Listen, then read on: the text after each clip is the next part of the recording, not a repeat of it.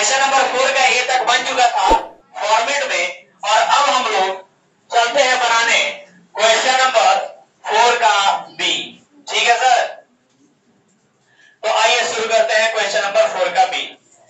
सभी लोग जल्दी से बुक निकाल लीजिए, कॉपी निकाल लीजिए और फटाफट लिखना शुरू कीजिए। फॉर्मेट बनाइए सभी लोग पहले।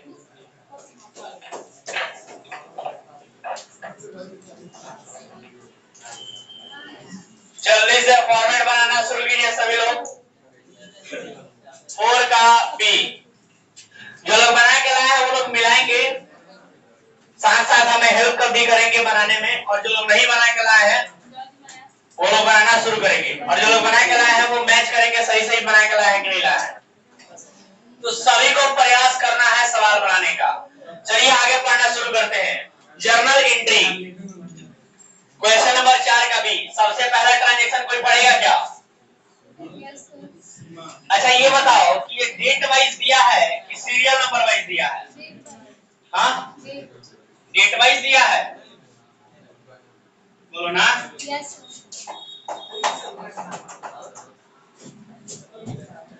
चलो तो सबसे पहला डेट बताओ तो ट्रांजैक्शन कौन से डेट को हुआ है? 10 जनवरी को। क्या हुआ है 10 जनवरी को?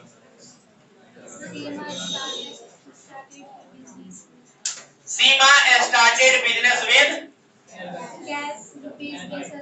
Cash ₹20,000 and plant ₹50,000। यानी कि सीमा नाम के एक व्यवसायी ने व्यवसाय शुरू किया है कैश ₹50,000 से एंड प्लांट ₹20,000 से। यही है ना?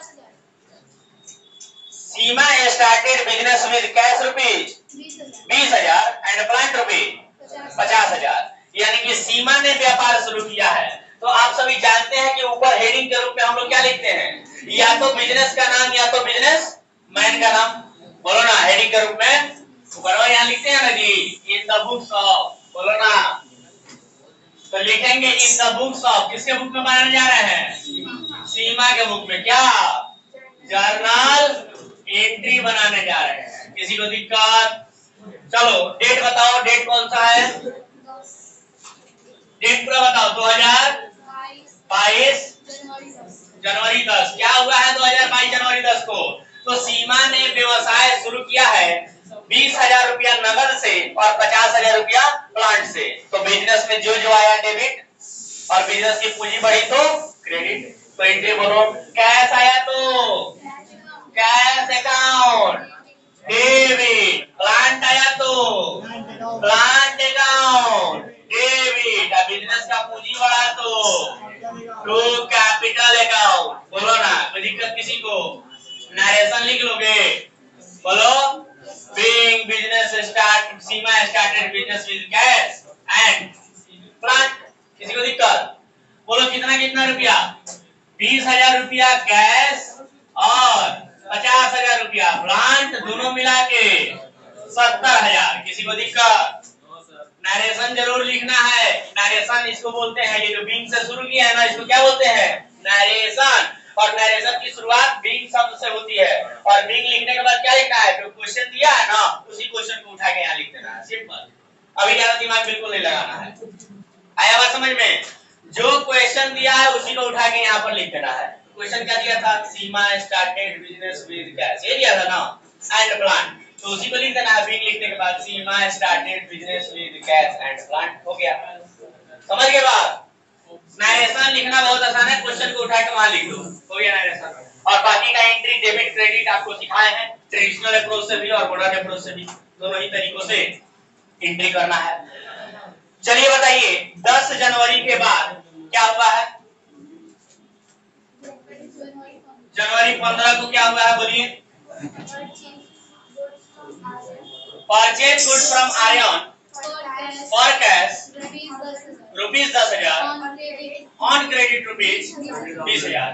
यानी कि आर्यन से नगद में 10,000 का और उधार में 20,000 का माल खरीदा है। यही किया है ना? आर्यन से माल खरीदा है, नगद में 10,000 का और उधार में 20,000 का। तो भाई माल ही खरीदा है, नगद में खरीदे हो चाहे उधार में खरीदे हो, क्या खरीदे हैं? माल खरीदे हैं, गुड्स खरीदे हैं। तो जब गुड्स खरीदा जाता है तो बोलो ना, जब गुड्स खरीदा जाता है तो परचेज अकाउंट डेबिट, कोई दिक्कत? परचेज अकाउंट डेबिट टू, नगद में खरीदे हैं तो पैसा गया गया टू कैश अकाउंट, और उधार में खरीदे हैं तो सामने वाले का नाम लिखेंगे टू आर्यन अकाउंट। किसी को डाउट? फिर यहाँ पर नरेशन लिखेंगे being goods purchase from Aryan for cash and credit. कितना रुपया का खरीदे हैं कैश में? 10,000 का। और उधार में कितने का खरीदे हैं? 20,000 का। टोटल मिला के माल कितना खरीदा गया? 30,000 का। कोई दिक्कत? बोलो।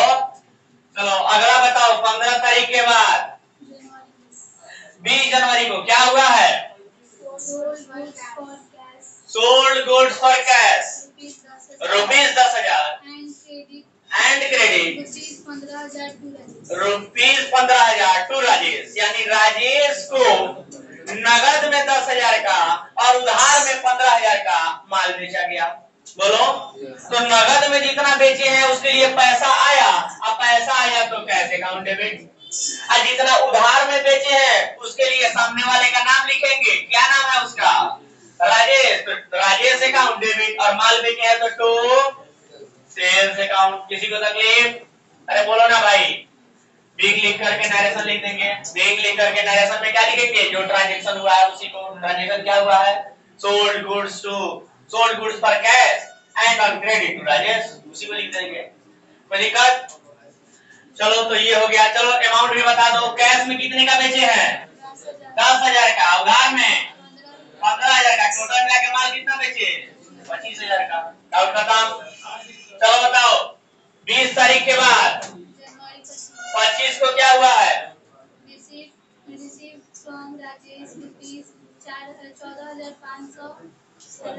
देखो राजेश को हमने अभी अभी देखोगे 20 तारीख को बेचे थे कितने रुपए का? 15,000 का। तो उधार में 15,000 का माल बेचे थे राजेश को, तो 15,000 रुपया लेना था ना राजेश से। तो राजेश से पैसा मिला किस तारीख को? कब मिला?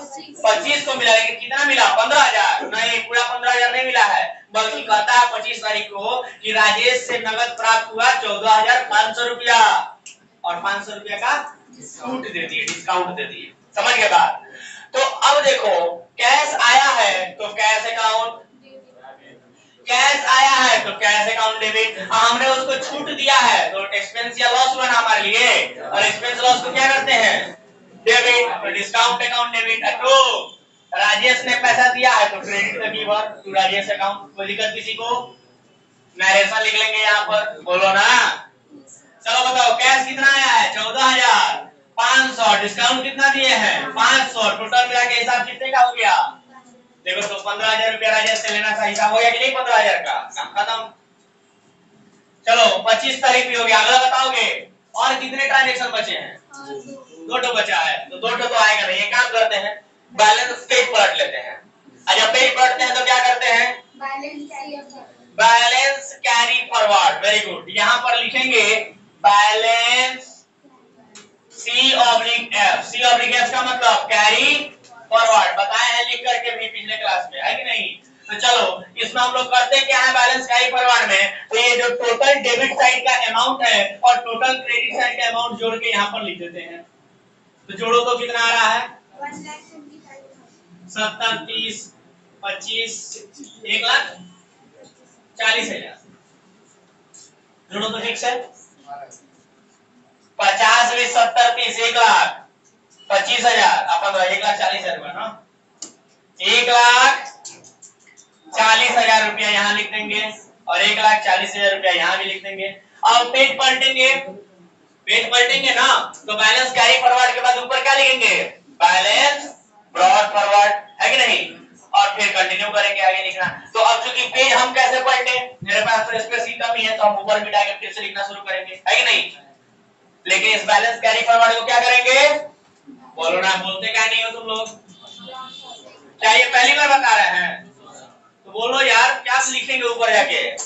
Balance brought forward. तो ऊपर जाएंगे लिखेंगे बैलेंस ब्रॉड फॉरवर्ड, इसी अमाउंट को यहाँ लिख देंगे और फिर आगे का एंट्री शुरू करेंगे। तो चलिए ये काम हम आगे शुरू करें, मिटाना शुरू करें। इसके पहले कि आप लोग लिख लीजिए, जल्दी कीजिए।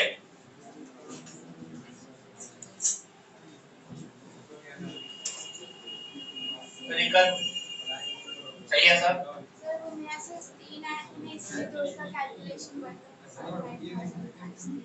अच्छा तो तुम 3 ही लिखी थी एक पेज में, लेकिन हम तो 4 लिखे हैं ना। हो सकता है कोई 5 को लिखेगा, तो अब कोई 5 को लिखेगा तो कैरी फॉरवर्ड इतना ही अमाउंट आएगा, जरूरी तो नहीं है। कहने का मतलब ये बैलेंस कैरी फॉरवर्ड कहाँ लिखते हैं हम लोग? जहाँ पेज खत्म होने वाला रहता है वहां पे। अब जरूरी नहीं कि हर किसी का पेज यहीं आके खत्म होगा 4 को 25 तारीख को, जरूरी तो नहीं है। हो सकता है किसी का 20 तारीख को पेज खत्म हो जाए, हो सकता है किसी का आगे 25 तारीख के बाद वाले में पेज खत्म हो, किसी का पूरा सारे के सारे ट्रांजैक्शन एक ही पेज में हो जाए, तो क्या जरूरत है बैलेंस कैरी फॉरवर्ड लिखने का? बैलेंस कैरी फॉरवर्ड तब लिखते हैं जब पेज पलटना होता है, जब जगह नहीं है नीचे पेज में, तब लिखते हैं लास्ट वाला लाइन। आया बात समझ में? लेकिन अगर पेज बचा है तो फिर क्यों लिखेंगे बैलेंस कैरी फॉरवर्ड? नहीं लिखेंगे। ये है बात, इस बात का ध्यान रखिएगा। ये नहीं कि आधे ही पेज पे आप लोग आए पहले वहीं पे बैलेंस कैरी फॉरवर्ड लिख लिए, क्योंकि हम लिखे हैं। बैलेंस कैरी फॉरवर्ड तब लिखते हैं जब पेज नहीं बचा रहता है, अगले पेज में जाना होता है, तब लिखते हैं। इस बात का ध्यान रखिएगा सभी लोग, ठीक है? आया समझ में बात? तो उम्मीद करेंगे सभी लोग लिख लिए, आगे बढ़े। जल्दी लिखो, बहुत स्लो लिख रहे हो। नहीं, जरूरी नहीं है। नरेशन लिखते समय अमाउंट लिखने की जरूरत नहीं है। नरेशन जरूर लिखना है, कोई भी मेरी तरह ऐसे डैश डैश लिख के नहीं छोड़ेगा। आएंगे कॉपी चेक करने, हम डैश डैश लिख के कोई कॉपी में नहीं छोड़ेगा, नरेशन जरूर लिखना है। और अभी अभी मैंने बताया नरेशन में क्या लिखना है, बिंग लिखो और सिंपल सा किताब का जो क्वेश्चन है उठा के लिख दो उसी को, ट्रांजैक्शन को, कोई दिमाग नहीं लगाना है। आया समझ में? इसलिए नरेशन सबके कॉपी में होना चाहिए, कोई नौटंकी नहीं होनी चाहिए, पूरा पूरा लिखना है।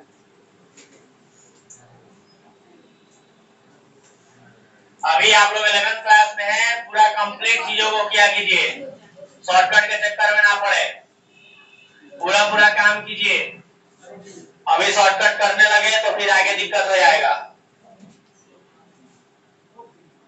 अकाउंटेंसी जो पढ़ाया जा रहा है, एक चीज को बारीकी से सीखो, कैसे कोई डेबिट हो रहा है, कैसे कोई क्रेडिट हो रहा है, यही बेस है। जर्नल पे एक बार कमांड हो गया ना, तो उसके बाद कोई भी चैप्टर पढ़ाएंगे यूं खत्म होगा, फटाफट खत्म होगा सारे चैप्टर। सारा मेहनत और टाइम जो है इसी चैप्टर में देना है, जर्नल में। सारा खेल जर्नल का है, सारे चैप्टर समझ में आएंगे अगर जर्नल स्ट्रॉन्ग है तो। लेकिन जर्नल वीक हो गया ना, हर चैप्टर में दिक्कत महसूस करोगे, कोई चैप्टर हमारा क्लियर नहीं होगा, क्योंकि जर्नल के आधार पे ही अगला चैप्टर है लेगा, उसके आधार अगला चैप्टर, फिर उसके बाद पढ़ेंगे कैश फ्लो, सब जर्नल के आधार पे ही बनता है। डेप्रिसिएशन, बेस ऑफ एक्सचेंज, ये सब कुछ जर्नल है, जर्नल के अलावा कुछ है ही नहीं, सारे के सारे चैप्टर। इसलिए फोकस ऑन जर्नल बहुत ज्यादा जरूरी है।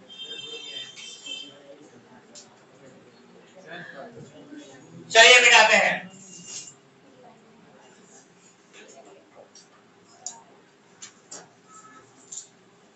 जैसा कि आप लोग जानते हैं कि अगले पेज में जब आप लोग आते हैं तो अगले पेज में हमें फिर से हेडिंग बनाने की आवश्यकता नहीं होती है।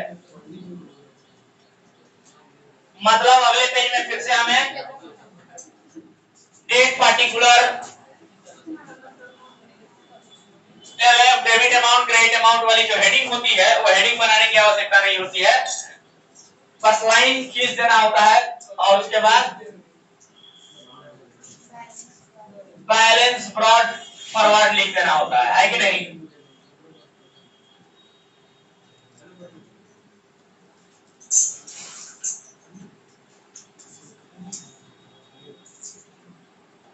चलो तो ध्यान दो, यहाँ पर क्या लिखना होता है हमें?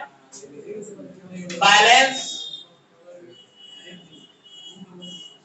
B/F, balance brought forward. कितना रुपया आया था? पिछले पेज का कैरी फॉरवर्ड ही उठा के ब्रॉड फॉरवर्ड लिख देना होता है। 1,40,000 रुपया आया था ना, लिख दिए। अब लाइन से फिर जो भी एंट्री बचे हैं उन सभी एंट्री को कर देना है। तो बोलो कौन कौन सा एंट्री बचा है? कितने डेट तक हो चुका है? 25 तारीख तक हो चुका है ना, तो 25 के बाद बोलो, 25 के बाद, अरे बोलो ना भाई, जनवरी, 31 क्या हुआ है जनवरी 31 को?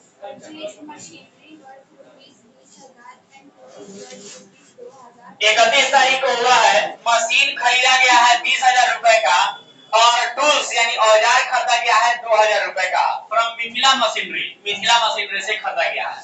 चलो बताओ कि ये नगद में खरीदा गया है कि उधार में? बताओगे नगद में कि उधार में? उधार में। कैसे पता? क्योंकि मिथिला मशीनरी का नाम लिखा है और नाम के बाद परचेस नहीं लिखा है, इससे ये पता चलता है कि मिथिला मशीनरी से उधार में खरीदा है, क्योंकि मिथिला मशीनरी का नाम तो लिख दिया है और नाम के बाद परचेस नहीं लिखा है, इसका मतलब उधार में खरीदे हैं। तो बताओ उधार में क्या क्या खरीदे हैं? मशीन खरीदे हैं तो मशीन अकाउंट डेबिट, टूल्स खरीदे हैं तो टूल्स भी आया ना, तो टूल्स अकाउंट डेबिट। अब मिथिला मशीनरी से खरीदे हैं तो मिथिला मशीनरी अकाउंट, समझ गए? उसके बाद नरेशन लिख देंगे, being machine and tools purchase from Mithila machinery. Narration जरूर पूरा लिखना है, समझ में आया क्या? चलो बताओ अमाउंट कितना था? तो 20,000 रुपए का मशीन खरीदे हैं, 2,000 रुपए का टूल्स खरीदे हैं, टोटल मिला के 22,000 रुपए का मशीन और टूल्स खरीदे हैं। कोई दिक्कत? बोलो ना। चलो अब बताओ 31 तारीख के बाद और फिर से 31 तारीख को ही क्या हुआ है? Paid rent 2,000 and salaries rupees 3,000, यानी रेंट यानी किराया दिया है 2,000 रुपए और सैलरी दिया है, वेतन दिया है 3,000 रुपया। तो सर रेंट और सैलरी दोनों खर्चा है ना, और खर्चा को डेबिट करते हैं। बोलो ना, खर्चा को क्या करते हैं? डेबिट करते हैं। नॉमिनल अकाउंट का रूल जानते हो ना, डेबिट और एक्सपेंस जान लो से, खर्च हानि को डेबिट करते हैं। तो रेंट देना भी खर्चा है, सैलरी देना भी खर्चा है, तो दोनों को क्या कर देंगे? डेबिट कर देंगे। रेंट दिए हैं तो रेंट अकाउंट डेबिट, सैलरी दिए हैं तो सैलरी अकाउंट डेबिट। बोलो ना, और दोनों मिलाकर पेड किया है ना, पेड करने का मतलब पैसा गया। अब पैसा तो सर एसेट है, एसेट रियल अकाउंट होता है, रियल अकाउंट में करता है debit what comes in, credit what goes out, यानी आता है तो डेबिट, आ जाता है तो क्रेडिट। तो पैसा गया है ना, गया तो क्या करेंगे? डेबिट व्हाट कम्स इन लिखेंगे या क्रेडिट व्हाट गोज आउट लिखेंगे? क्रेडिट व्हाट गोज आउट लिखेंगे, तो मतलब कैश को क्रेडिट कर देंगे। किसी को दिक्कत? तो हम ऐसा लिख देंगे, being rent and salary paid. Rent दिए है 2,000, सैलरी दिए है 3,000, टोटल मिला के कैश गया 5,000। खत्म क्वेश्चन। और भी कुछ है? नहीं है, तो लास्ट में क्या लिखेंगे बताओ? ग्रैंड टोटल, टोटल अमाउंट जोड़ के यहाँ पर लिख के डबल अंडरलाइन कर दिया जाएगा। तो चलो जोड़ो तो 1,40,000 और 20 दो 22,000, 1,62,000 और 3 दो 5,000, 1,62,500 67,000। तो क्या यहाँ पर लिख दे 1,67,000 यानी 1,67,000। किसी को डाउट? और ये रहा आपका सवाल खत्म। क्वेश्चन नंबर 4 का भी किसी को दिक्कत? अब आते हैं हम लोग क्वेश्चन नंबर 5 पे, जल्दी करो जल्दी करो।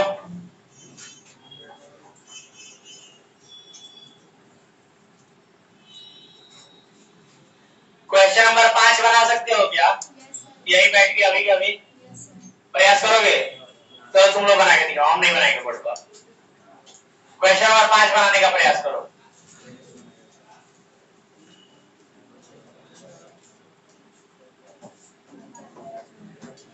बना रहे हो क्वेश्चन नंबर 5? जल्दी शुरू करो।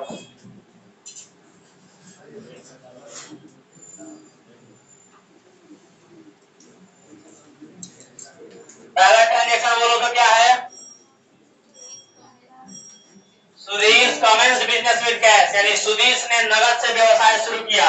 तो व्यवसाय शुरू करने का entry cash account debit to capital account, simple. Cash account debit to capital account, amount लिख दो जितना रुपया है।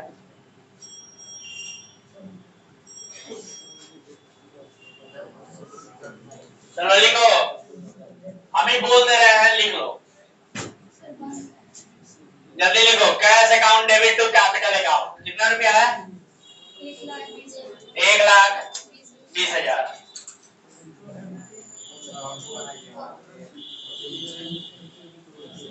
चलिए सर, तो दूसरा ट्रांजेक्शन बताएंगे आप लोग? बोलिए दूसरा transaction. Purchase goods for cash, नगद में माल खरीदा, तो एंट्री क्या लिखेंगे? Purchase account debit to cash account. बोलो ना, लिख पा रहे हो या बोर्ड पे लिख दे? Purchase account debit to cash account हो गया। पहला वाला था cash account debit to capital account, और दूसरा वाला क्या बोले हैं? Purchase account debit to purchase account debit to cash account.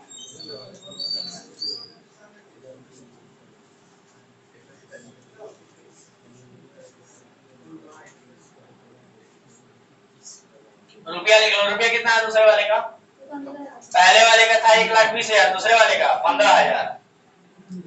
Narration भी लिखना है, जो ट्रांजेक्शन हम बोल रहे हैं ना उसी को नरेशन में लिख लेना होता है।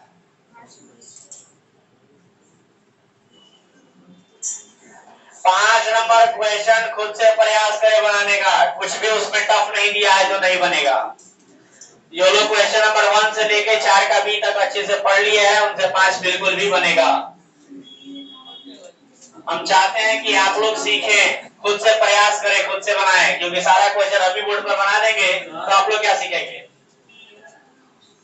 फिर तो वही बात हो जाएगी, आए हैं छाप लिए जा रहे हैं, मजा नहीं आएगा फिर पढ़ने में। मजा तब आएगा जब आप सीखे हैं और आप खुद से बना पा रहे हैं, सवाल पूछा जाए तो जवाब दे पा रहे हैं, तब पढ़ने में मजा आएगा।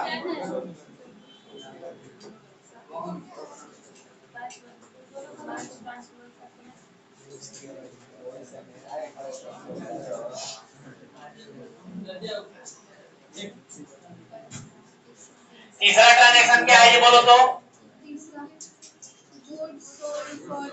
गुड्स सोल्ड फॉर कैश, नगद में माल बेचा तो पैसा आएगा, माल जाएगा। पैसा आएगा तो कैश अकाउंट डेबिट, माल जाएगा तो टू सेल्स अकाउंट। एंट्री हुआ cash account debit to sales account. हो गया। नरेशन लिख लोगे बैंक लिख करके, जो ट्रांजेक्शन दिया है सोल्ड गुड्स फॉर कैश उसी को लिख लेना है। कोई दिक्कत किसी को? कितना रुपया था? 13,000। 13,000 रुपया लिख लो। चलो अगला बताओ तो 4 number transaction. Good sold to Sudhir, अब उसी दिन है गुड सोल्ड टू विभूति, यानी सुधीर को भी माल बेचा और विभूति को भी माल बेचा। तो बताओ कि नगद में है कि उधार में?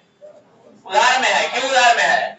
क्योंकि नाम लिखा है, नाम के बाद पर कैश नहीं लिखा है, इसलिए कहेंगे कि उधार में बेचा गया। अच्छा उधार में बेचते हैं तो सामने वाले का नाम लिखते हैं, बोलो ना।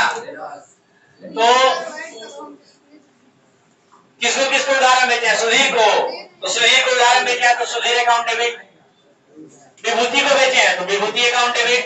माल बेचे हैं तो टू सेल्स अकाउंट। बोलो कलिक कर, Sudhir account debit, Vibhuti account debit, to sales account. तो अभी अभी जो ट्रांजेक्शन था कौन से डेट को था जी? Sudhir account debit, Vibhuti account debit to sales account. हो गया। अगला ट्रांजेक्शन बोलो तो?